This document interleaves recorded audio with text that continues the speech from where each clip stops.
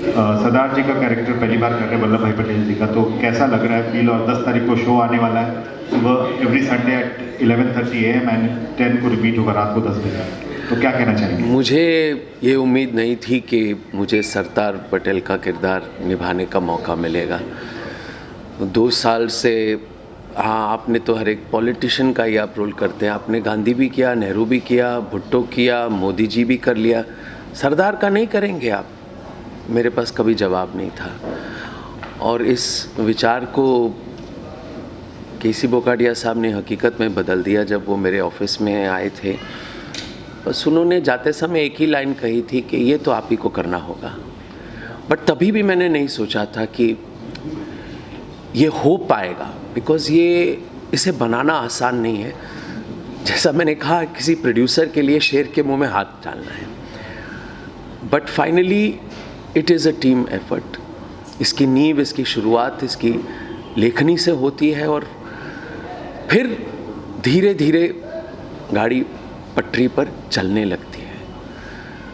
और ये सबके सहयोग के बिना नहीं हो सकता, चाहे वो छोटे से छोटा स्पॉट बॉय क्यों ना हो। It is all a collective effort to actually make it happen and हो रहा है, हो गया है। अभी शो 10 तारीख से आ रहा है, तो कितनी एक्साइटमेंट है आप? मतलब आपके लिए तो रोज़ कुछ, आपका प्ले भी है परसों। नहीं, अब इसके बारे में तो मैं नहीं सोच सकता। अब जब हम शूटिंग करते हैं तो रातों की नींद कभी कभी हराम हो जाती है, ज़्यादातर प्रोड्यूसरों के लिए, लेकिन हमारे साथ भी ऐसा होता है। लाइनें सही बैठे नहीं बैठे, जो न्यूएंसेस हम लाना चाहे वो हो पाएगा नहीं हो पाएगा, आज की शूट हो पाएगी नहीं हो पाएगी, इसी चक्रव्यूह में हम अभिनेता के रूप में फंसे ही रहते हैं। एक एज ए सरदार पटेल आपने तो पूरा रिसर्च भी किया सबके बारे में, तो क्या मैसेज देना चाहेंगे मीडिया के माध्यम से? रिसर्च तो मैंने बिल्कुल नहीं किया, वो गीता जी और उनके डिपार्टमेंट ने किया है। मेरा काम एज एन अभिनेता है कि उस किरदार में रंग भरना। तो मेरे हिसाब से मेरी जिम्मेदारी ये है कि सरदार पटेल, उनका जो एसेंस है, उनकी जो मनोवृत्ति है, वो सामने रखना। वो मेरे लिए चैलेंजिंग है। उनकी तरह देखना, ना तो मैं गांधी की तरह दिखता हूँ, ना नेहरू की तरह, ना सरदार की तरह, लेकिन उनके कश्मकश को, उनकी मनोवृत्ति को अपनाना और उसका प्रदर्शन करना, ये मेरा काम है। और मैं इसी में जुड़ा हूँ और कोशिश करूँगा अपनी तरफ से इसे मैं ढंग से कर पाऊँ। सीरियल भी फिल्म जैसा दिख रहा है, तो क्या कहना चाहेंगे इस पूरे जर्नी के बारे में? जर्नी, इस तरीके की जर्नी तो कुछ लंबी सी रही है। मैंने अपना करियर शुरू किया था श्याम बेनेगल साहब के साथ, तो उनके साथ मैंने बोस जो सीरियल उन्होंने बनाई थी, फिल्म भी जो बनाई थी, उसमें भी काम किया था।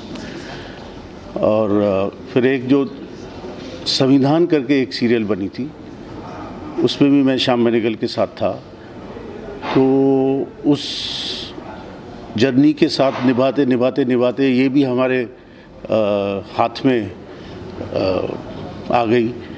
तो बिल्कुल मैंने तो लपक ली इस सीरियल को, क्योंकि इस तरीके की हिस्टोरिकल सीरीज़ बनाने का मैं काफ़ी शौकीन रहा हूँ।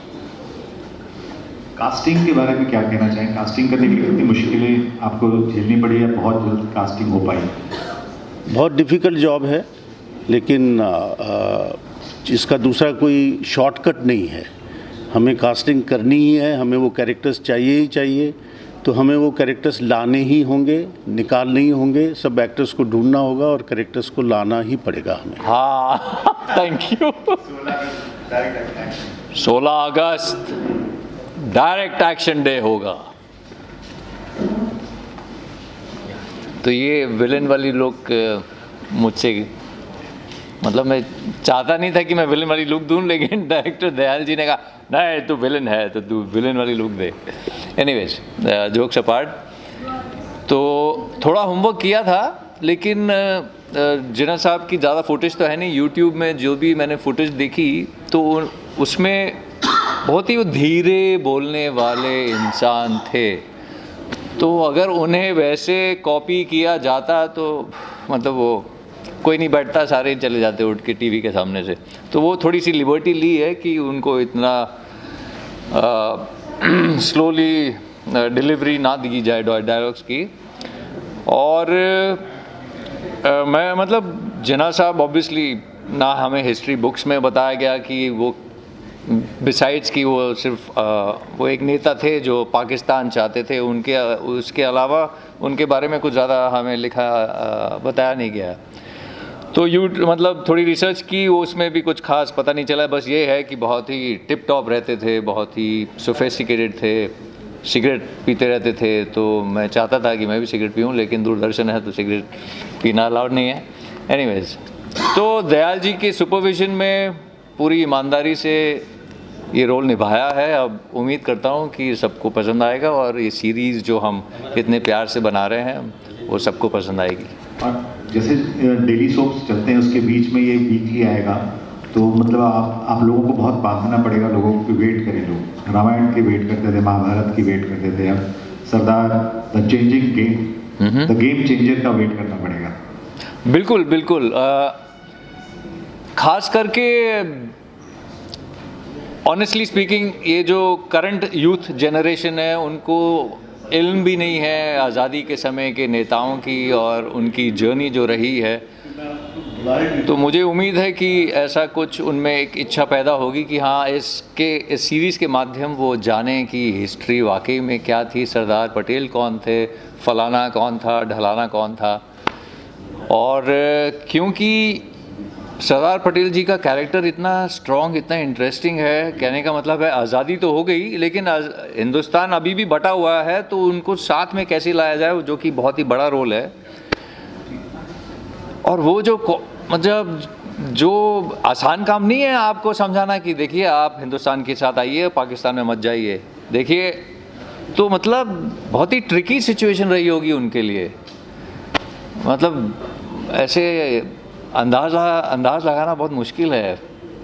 तो इस रजित जो इतना अच्छा काम कर रहे हैं एज सरदार पटेल, वो शायद मुझे भी, हम सबको बताएं कि भाई ये मुझे शब्द नहीं मिल रहे हैं। We has to step into Sardar Patel shoes to understand कि भाई क्या सिनारियो है, इसे कैसे संभाला जाए, नहीं तो हिंदुस्तान टूट जाएगा। तो आई एम श्योर कि ऑडियंस वेट करेगी अगले एक हफ्ते की कि अच्छा आगे क्या हुआ, अच्छा आगे क्या हुआ। मुझे ऐसा लगता है। आपको साइन करना होगा 15 अगस्त से पहले, नहीं तो आपको खामियाजा भुगतना होगा। That's it. Very nice. Don't look this. You have to look in the camera only. Okay. Look. आपको साइन करना होगा 15 अगस्त से पहले, नहीं तो आपको खामियाजा भुगतना होगा। Tell about the character you are playing, Mountbatten. Right. So how important, how great you are feeling from inside, because it's a very important character in the series. He had to deal with everyone, all the characters in this Sardar the Game Changer. He made efforts so that he could bring India together. They had different intentions, उनके पास different intentions थे, ideas different थे, but then even then he made India come together. He was very influenced by Mr. Sardar Patel, the politics he played, the ideas he had, because he could see Sardar as a very sorted person, बहुत ही sorted person play कर रहे थे. And Lord Mountbatten had a lot to do, like उनको जाके हर किसी को convince करना था, and then he made it happen because he was in good terms with India. So that is a journey which every one of you would love to see. ये एक journey है जो आप देखना चाहेंगे. Or like what happened next is a curiosity which you'll remember always. Right. Actor के लिए आप वहाँ पे वैंकूवर में लोगों को हिंदी सिखाते हैं. Right. So how you got this role? I do VFX. I'm a 3D animator, and then with that purpose, I've come to India. I came to India as a backpacker. I've come to India, and then I started seeing VFX things. But then one talent, she picked me up and then said, "Ki, would you like to work as a foreigner? Like, would you like to work, put your part as a character artist?" I said, "Okay, I can give it a try. मैं try कर सकता हूँ." Of the BMB 50 years हो गया and more than I think 60-65 पिक्चरें की होगी। अभी एक सीरियल जो सरदार पटेल आप है, ये हमारी कंपनी के लिए बहुत we are excited because Rajesh ji Bukharia ने किया है और मैं आई एम सो हैप्पी। बाप जब बेटा आगे बढ़ता है तो बाप को सबसे ज़्यादा खुशी होती है। तो मैं तो एक्चुअली हिदा मालिक, मैं इसका प्रोडक्शन मैनेजर हूँ लेकिन ये काम तो बोलता है नहीं, बट डांटता रहता है कि आप मेरे को इंटरफेयर नहीं करना। But I love him, I respect him. और मुझे इतनी खुशी है कि इतना बढ़िया इसने काम किया विद ऑल लिमिटेशन। उसके बावजूद भी he has proved something, he has done wonderful. और सब ने अच्छा काम किया, आर्टिस्ट वगैरह, गीता जी और सब ने। बेसिकली गीता जी का ये मटेरियल भी इतना अच्छा, और ये राजेश भी किधर से ढूंढ के लेके आया सरदार पटेल जी। और फिर अच्छा हुआ सब मिला के 10 तारीख को लॉन्च हो रहा है, तो आप लोग सब देखिएगा। और हमने बिल्कुल अपने BMB की एक रेस्पेक्ट को बरकरार रखने की कोशिश की है, लोगों में जो फीलिंग है। और मैं समझता हूँ आज छोटे पर्दे पे भी केसी बुखाड़िया की पिक्चरों की बहुत TRP है। इसीलिए कोई भी दिन आप देखो तो 2 पिक्चर 3 पिक्चर टीवी पे होती है। इसका मतलब सबसे हाईएस्ट TRP हमारी है। कई पिक्चर है, नसीब अपना, तेरी मेहरबानी, आप प्यार झुकता नहीं, आज का अर्जुन, फूल बने अंगारे, हम तुम्हारे हैं सनम, बहुत किया। और इसमें एक्साइटमेंट इसलिए है कि ये टीवी का हमारा पहला काम है, पहला डेब्यू है हमारी कंपनी का। और अब बस ईश्वर की कृपा है और ये इन लोगों ने बहुत मेहनत की और इसका रिजल्ट भी बहुत अच्छा है। जिसने भी टीवी इसका ट्रेलर देखा है, कम से कम 100 में से 110 आदमी का, इसका मतलब समझ लीजिए ओवर मोर देन 100% लोगों का अप्रिसिएशन मिलता है कि इन्होंने बहुत अच्छा किया। और ये लगता नहीं है कि कोई सीरियल का काम है। तो मैं सब तमाम मेरी टीम को धन्यवाद देता हूँ और आप सब बस अच्छा सा थोड़ा सपोर्ट कर दें। और ये बड़े पुण्य का काम होगा अगर सरदार पटेल साहब के बारे में जैसे जैसे लोगों को अवेयरनेस होगी तो ये रियली इज एक करेक्टर, एक मैन, एक आदमी। इसको ऐसा ही नहीं आयरन लो पुरुष बोला गया, कितना इसको मुश्किलात का सामना करना पड़ा होगा। मतलब 1-2 घर के मेंबर को भी साथ रखना मुश्किल होता है, 550 रियासत को जोड़ना, और उसमें कई तरह के लोग आए होंगे, कई क्लाइमैक्स हुए होंगे, कोई राजी, कोई बेराजी, कोई नाराज, उसके बावजूद भी सबको लाके और सबको जोड़ के एक हिंदुस्तान बना दिया। तो जहाँ भी सरदार पटेल साहब आप हैं, आपकी आत्मा को भगवान शांति दे और पूरा हिंदुस्तान आपका एहसानमंद है कि आपने इस इतने खूबसूरत के हिंदुस्तान के नक्शे को देश के सामने प्रस्तुत किया। मैं धन्यवाद दूरदर्शन दिल्ली वालों का देता हूँ, और स्पेशली हमारे श्री गौरव साहब, श्रीमती कंचन जी और तमाम DK सिंह जी, संजय सिंह जी, तमाम वहाँ के दूरदर्शन वालों ने इतना सपोर्ट किया दिल खोल के, तन मन धन से, और इतना रेस्पेक्ट दिया। वही रेस्पेक्ट से होके हम एक्साइटेड होके किए। तो दूरदर्शन का ही श्रेय है और दूरदर्शन वालों के सपोर्ट से इतना अच्छा बन सका है। तो मैं once again I am very grateful and बहुत बहुत धन्यवाद CO साहब श्री गौरव जी, गौरव त्रिवेदी जी, कंचन प्रसाद जी, उनकी पूरी टीम, DK सिंह जी, संजय जी और तमाम लोग, और कौन सब, DP सिंह जी, सबको मैं सर पूरे बुखाड़िया परिवार, पूरे BMB ग्रुप, पूरे हमारे यूनिट की तरफ से आप सबको धन्यवाद देता हूँ। आपने बहुत हम पे जो एतबार, जो भरोसा किया है, उससे हम 21 नहीं 25 ही उतरेंगे। बहुत बहुत धन्यवाद। जैसे आपने बताया कि अनवील किया था अमित शाह जी ने, और जब इसका आपको प्रपोजल गया कि इस पे हम सीरियल बनाना चाहते हैं, तो कैसा लगा? और आज सीरियल टेलीकास्ट होने जा रहा है 10 तारीख से, तो क्या कहेंगे आप? सरदार पटेल कहा करते थे, उन्होंने कोई किताब नहीं लिखी है, एक 40 पेज की किताब लिखी है सिर्फ सरदार पटेल साहब ने। तो वो मणिबेन से, अपनी बेटी से कहा करते थे कि जब हम इतिहास का सर्जन कर सकते हैं तो लिखने में समय क्यों गंवाएं। उन्होंने जो इतिहास का सर्जन किया वो 75 साल तक किसी ने एक फॉर्म में इस तरह से प्रेजेंट नहीं किया, और वो करने का मुझे मौका मिला, वो किताब मैं कर पाई। और जैसे मैंने कहा कि किताब की एक रीच कुछ लोगों तक होती है, बट टीवी के माध्यम से ये बहुत लोगों तक पहुंच पाता है। और मैं बहुत ही दिल से शुक्रगुजार हूँ वोकाडिया साहब का, राजेश भाई का। उन्होंने जो मतलब मैंने कभी सोचा भी नहीं था, और जिस तरह से वो ये प्रोडक्शन कर रहे हैं, मैं कह नहीं सकती कि इतना बढ़िया काम जो हो रहा है। और ये पूरे मेरे प्रोजेक्ट में मैं अकेली नहीं हूँ, मेरे साथ मेरे स्क्रीन प्ले राइटर आशु पटेल वो भी यहाँ पर है, विरल राज। और ये एक अकेले से होने वाली बात भी नहीं थी, क्योंकि इसमें इतना रिसर्च करना था। तो मेरे साथ शुरू से राधा कारिया है, वो मेरे साथ जुड़ी हुई थी, खुशहाली दवे वो अभी जुड़ी हुई है। तो रिसर्च का भी हम लोग कुछ अभी भी काम हमारा चल ही रहा है, और ये बुक के लिए भी मैंने कुछ 4-4.5 साल रिसर्च किया है। और ये बहुत ही खुशी हो रही है कि मुझे अपना काम पहुंच रहा है, उसकी तो खुशी है ही, पर सरदार पटेल की बात जो कि हमें कभी स्कूल्स में सिखाई नहीं गई, बताई नहीं गई, इतनी बड़ी बात की, वो अगर वो ना होते तो आज ये भारत नहीं होता, शायद वो टुकड़ों टुकड़ों में बट गया होता, शायद हम फिर से गुलाम हुए होते। ये सारी बातें हमें बताई नहीं गई, और मैं उसके लिए एक माध्यम बन रही हूँ लोगों तक ये बात पहुँचाने के लिए। तो उसके लिए मुझे बहुत खुशी हो रही है, और सच में ईश्वर की बहुत कृपा है कि पूरी टीम, रजित जी हो, राकेश चतुर्वेदी हो, आकाश जी हो, दयाल जी हो, मतलब इतनी अच्छी टीम बन गई है। तो लगता है कि कहीं डेस्टिनी ही चाहती है कि ये बात हमारे देशवासियों तक पहुँचे। सर, मैं सरदार पटेल पे हमेशा से एक सीरीज़ बनाना चाहता था। तो हमारे कॉमन दोस्त है डैनी हमको मिले, तो मैंने बोला यार सरदार पटेल की जीवनी के बारे में कोई जानते नहीं है, उन्होंने इंडिया को यूनिफाई किया, इतना काम किया, तो ये चीज़ इंडिया के लोगों को मालूम पड़नी चाहिए। तो उन्होंने मुझे गीता मानिक जी का नाम दिया और उनकी book Sardar the game changer the.